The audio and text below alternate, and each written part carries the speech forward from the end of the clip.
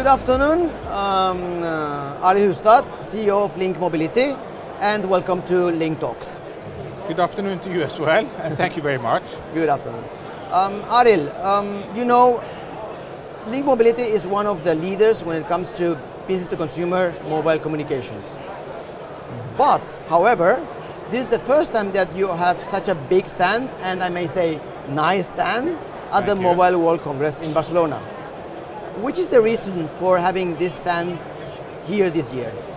Well, I think this is, first of all, it's great to be here, and it's great to have our own stand, finally. Finally. I think we thought about it last year as well, but then we felt that maybe we're not too big enough. Now we feel that we are big enough, we just have to make a statement. And not just make a statement, we also want to have a gathering point where we can meet important customers, important relationships. We have partners, not just customers, but also partners that we work together with quite closely. And also other stakeholders, competitors.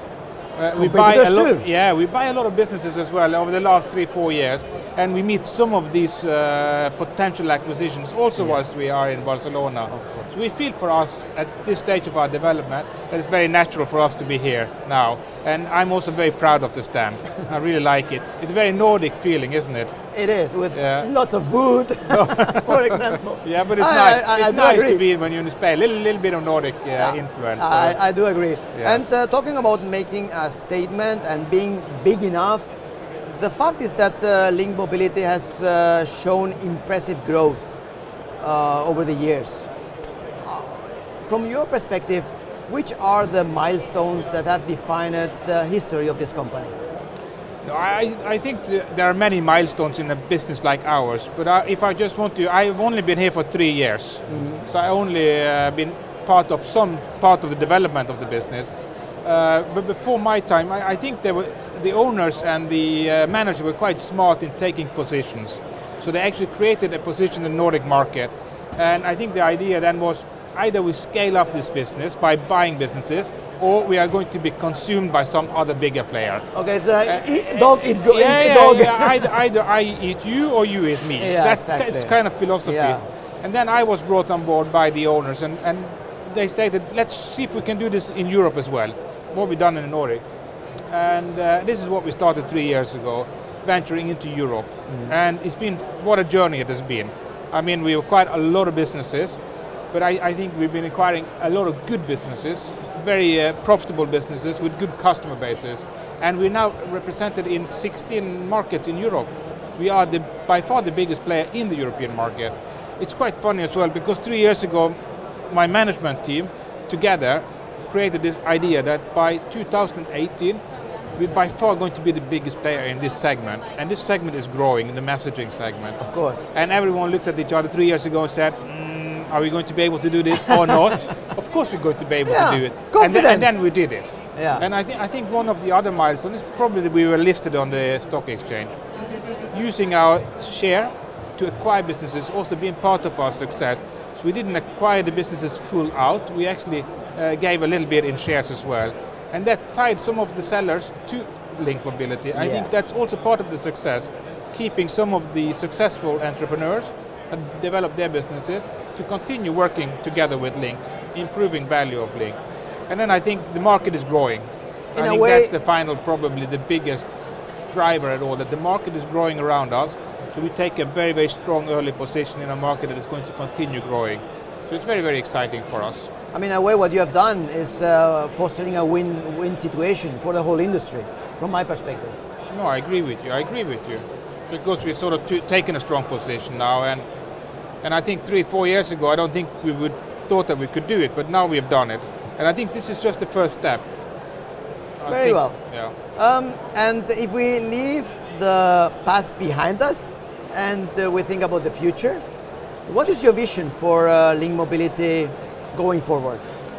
I think the vision for the company, for Link Mobility, is transforming personalized communication. I think this is really important. It's a bold statement.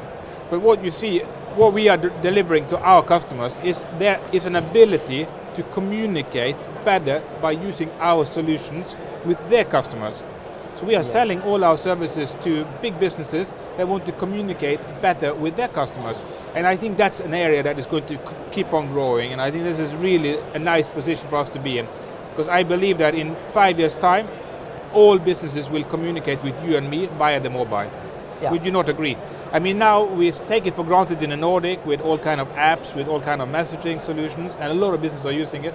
If you go to Spain, if you go to Germany, if you go to Italy, they're hardly using any of the services that we take for granted, and the way that we in the Nordic interact with our customers, and we take it for granted.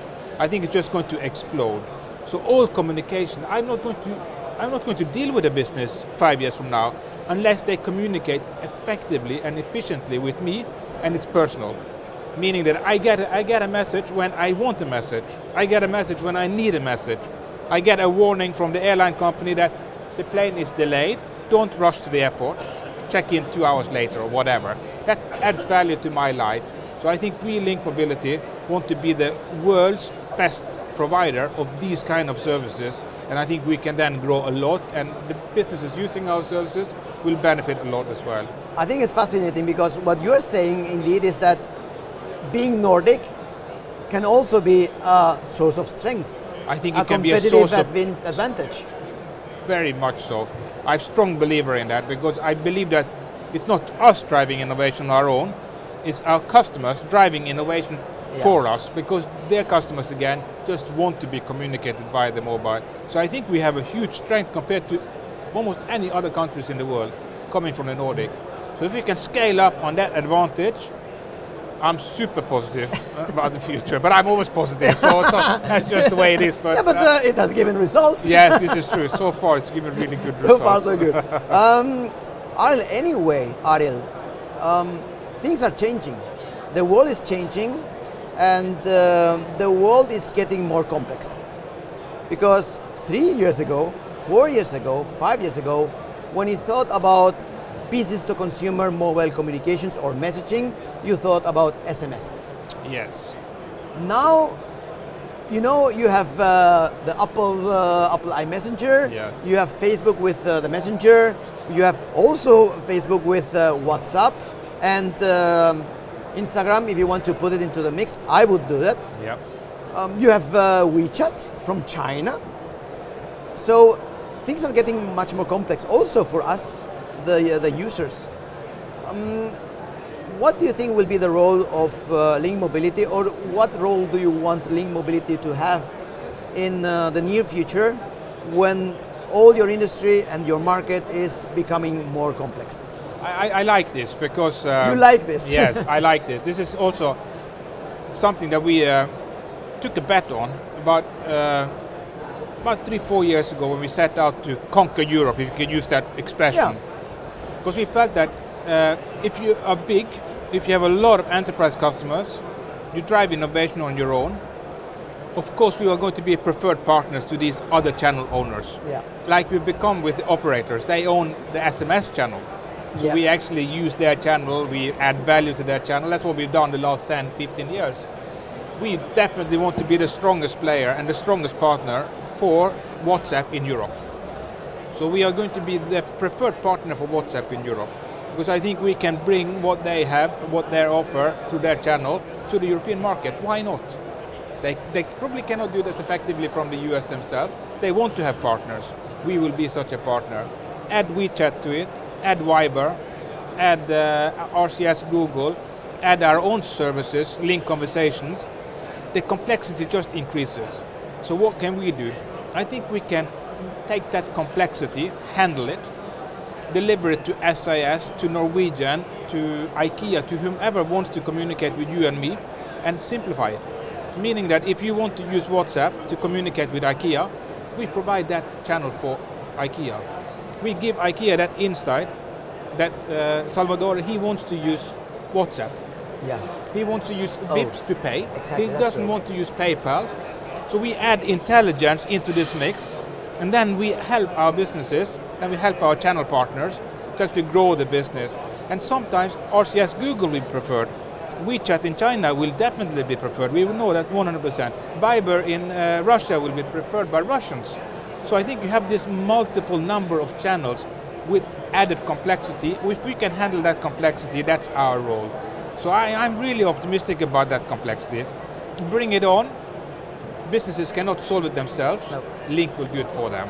This is our position as well from a sort of strategic positioning point of view as I well. like that because, not everyone in Norway, for example, or in the Nordics, know how huge WhatsApp is in the rest of Europe. Exactly. And I think it's remarkable that you, as a Norwegian company, you have the insight of knowing that there are other channels that are not SMS or Messenger that we usually use in Norway or in the Nordics. I think it's remarkable that you have the complete vision. I think it's a very positive thing that, from an external perspective, will help you forward. I do think so. But you have been talking about intelligence. And I know that's a favorite topic of yours, isn't it? I know. But in that sense, I would like to talk about digital assistants. Especially digital assistants that are voice activated, like you can Siri, but of course Alexa and Google Assistant. From my point of view, those will be the next breakthrough when it comes to communicating between brands, companies and users. Yes.